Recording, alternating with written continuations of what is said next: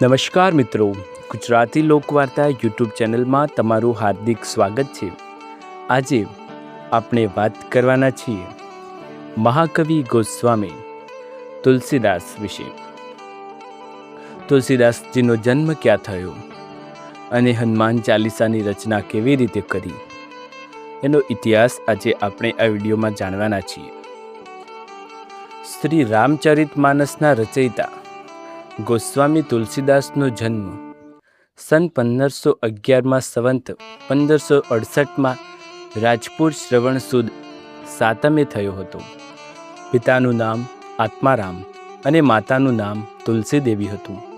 તુલસીનું પૂજન કરવાથી એમને પુત્ર રત્ન પ્રાપ્ત થયું હતું, એટલે એમનું નામ તુલસીદાસ રાખવામાં આવ્યું હતું।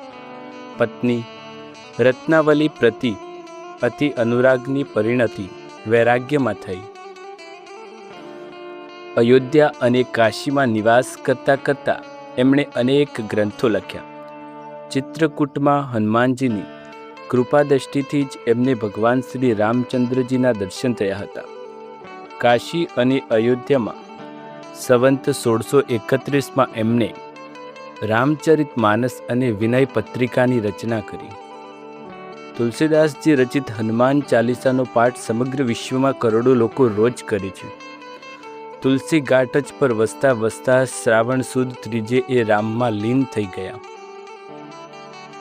ગોસ્વામી તુલસીદાસજી એ મહર્ષિ વાલ્મીકીનો અવતાર માનવામાં આવે છે। એમનો જન્મ બાંદા જિલ્લાપુરના રાજાપુર ગામમાં સરયુ કિનારે વસતા એક બ્રાહ્મણ પરિવારમાં થયો હતો। એમનો વિવાહ સંવંત 1583માં જ્યેષ્ઠ સુદ ત્રયોદશી બુદ્ધિમતી સાથે થયો હતો। તુલસીદાસજી એમની પત્ની પ્રત્યે આસક્ત હતા। એકવાર એમની પત્ની પિયર ગઈ હતી તો એ છુપાતા વેશમાં એને મળવા એને ઘેર પહોંચી ગયા હતા। આ જોઈને પત્નીને અત્યંત સંકોચ થયો હતો।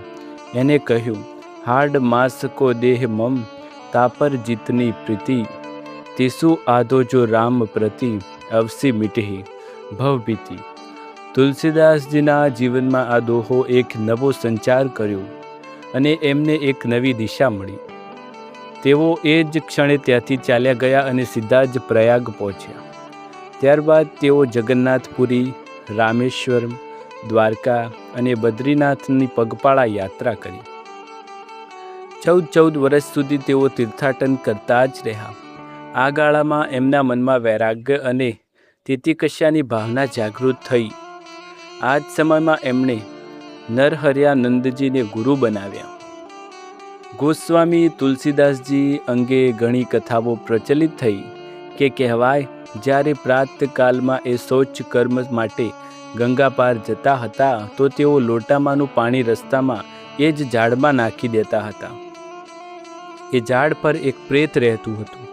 નિત્ય પાણી મળવાથી એ પ્રેત સંતુષ્ટ થઈ ગયું અને તુલસીદાસજીની સમક્ષ પ્રગટ થઈને એમને કોઈ વરદાન માંગવા કહ્યું।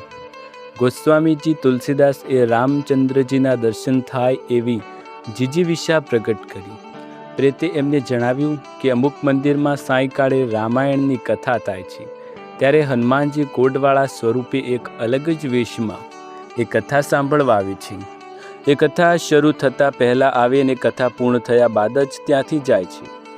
તુલસીદાસજીએ એમ જ કર્યું અને હનુમાનજીના ચરણ પકડીને રડવા લાગ્યા। છેવટે હનુમાનજીએ એમને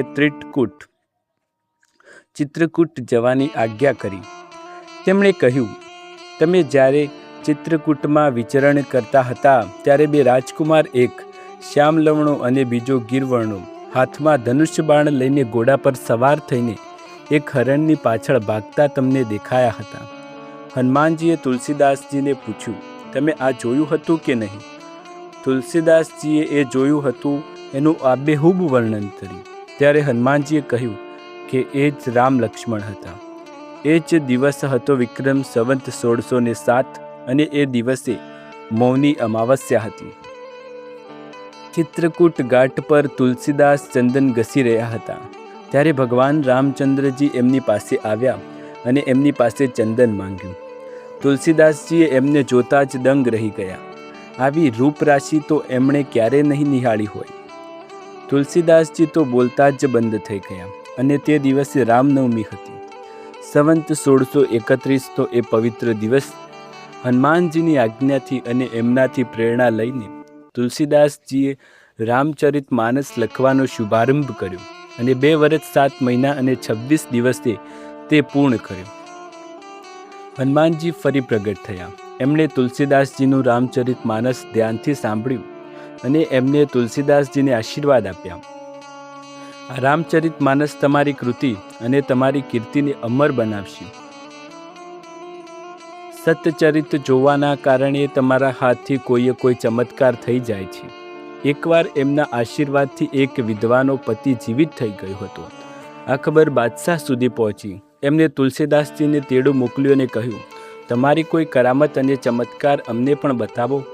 ત્યારે તુલસીદાસજીએ બાદશાહને કહ્યું, રામ નામ સિવાય હું કોઈ પણ કરામત બતાવી શકું એમ છું જ નહીં.